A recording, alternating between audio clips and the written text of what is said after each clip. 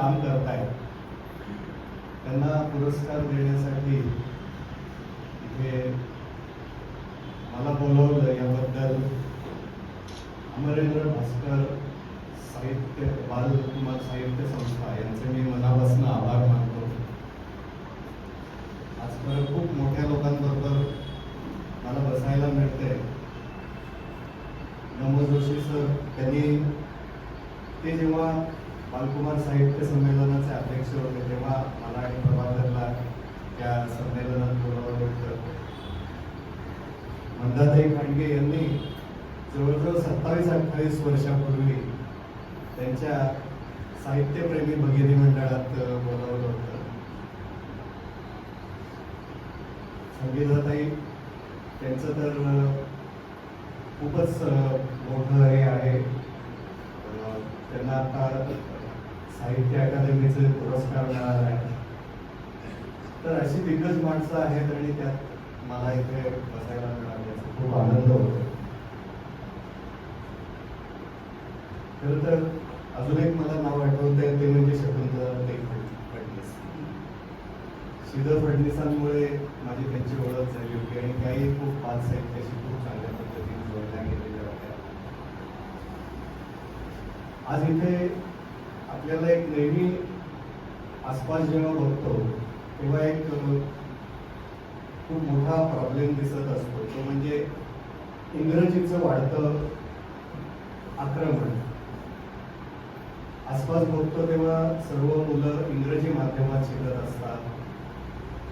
हळूहळू पूर्वी एक विशिष्ट स्तरच इंग्रजी माध्यमात जायचं, आता हळूहळू अगदी त्याचं पर्कोलेट होत खालच्या स्तरापर्यंत ते गेलेलं आहे.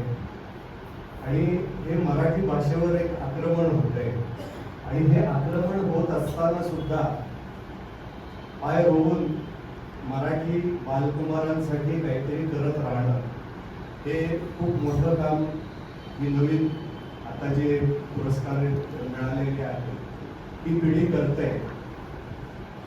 याचं मला खूप अप्रूप वाटतं. खरं तर हे बघत असताना आपण शहरात बघतो, पण एवढं काळजीचं कारण नाही असं अनेकदा मला, कारण वेगवेगळ्या ठिकाणी कार्यक्रमांना बोलावलं जातं आणि तिथे अजूनही अनेक मराठी शाळा ज्या खूप चांगलं काम करतायत हे दिसतं. आणि या शाळा जेव्हा हे काम करताना बघतो तेव्हा मराठी भाषेबद्दल एक खूप चांगला सकारात्मक विचार येतो म्हणा. खरं तर जेव्हा एखादा आपण बालकुमार साहित्य तयार करतो तर खरं तर हा आपल्या राष्ट्राची पायाभरणी असं मला वाटतं. हे सर्वजण जे आहेत ते आपल्या राष्ट्राची पाया, कारण हीच मुलं पुढे जाऊन काहीतरी मोठं करणार असतात आणि मग विज्ञान, इतिहास, गणितासारखा सुद्धा विषय यात आहे किंवा कला, विनोद, साहस असे अनेक विषय हे सर्वजण कव्हर करत असतात आणि त्यातनं ही पुढच्या पिढीसाठी काहीतरी एक चांगलं देत असतात. मला आता चिंटू वाचत झालेली खूप मोठी पिढी आहे. म्हणजे आता अनेक आई वडील येतात, त्यांची मुलं चिंटूच्या वयाची असतात आणि ते सांगतात की आम्ही जेव्हा चिंटूच्या वयाचे होते, या मुलांच्या वयाचे होते तेव्हापासून चिंटू वाचतोय. आणि ते सांगतात की चिंटूमुळे, म्हणजे बरेच इंग्रजी माध्यमात शिकलेली मुलं सांगतात की चिंटूमुळे आम्ही मराठी वाचायला लागलो, चिंटूमुळे आमची मुलं मराठी वाचायला. हे खूप मला छान वाटतं. तर ह्या संपूर्ण पिढ्या ज्या आहेत, आता पुढची पिढी येत आहे, हे बालकुमार साहित्यिकांसमोर पण एक आव्हान आहे की त्यांच्याशी संवाद साधणं.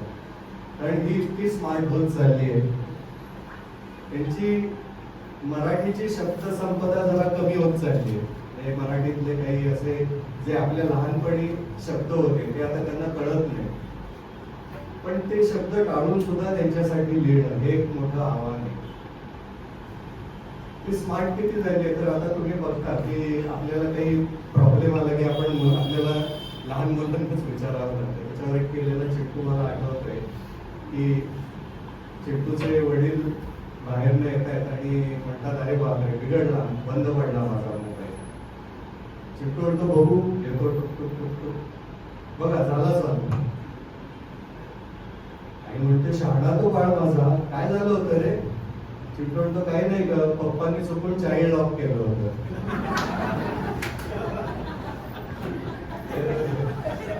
अशा पिढीशी आपल्याला बोलायचं आहे. आणि हे अर्थात मी अजून एक पुस्तक फक्त वाचलं, समृद्धीला. म्हणजे तो पण एक किस्सा असा आहे की तिने मला एक 2-3 महिन्यापूर्वी ते पुस्तक पाठवलं, कसं वाटतंय वगैरे विचारलं होतं. आणि मी तिथं कळवलं होतं, खूप चांगलं लिहिलेलं आहे. आणि परवा तिच्या आईचा मेसेज आला की 31 तारखेला मी पुण्यात येते, भेटता येईल का? मला माहीत नव्हतं की तिला हे पारितोषिक मिळाले. मी म्हटलं की सकाळी एक माझा कार्यक्रम आहे, सेकंड हाफमध्ये भेटूया. पण जेव्हा पत्रिका बघितली तेव्हा एक आश्चर्याचा धक्का होता. यातले अजून एक परिचित गणेश राऊत सर, बालवाडीतले, ते इतिहास आणि हे आपला सांस्कृतिक ठेवा वगैरे याच्यावर खूप मोठं काम करत आहेत. तर अशा चांगल्या लोकांना हे पुरस्कार मिळत आहेत, याचं मला खूप छान वाटतं. आपल्या चिंटू प्रमाणे मला पाहुणा म्हणून बोलवण्यात एक फायदा असतो की थोडं कमी बोलतो. तर पुन्हा एकदा सर्व पुरस्कारांचे मी अभिनंदन करतो आणि बोलवल्याबद्दल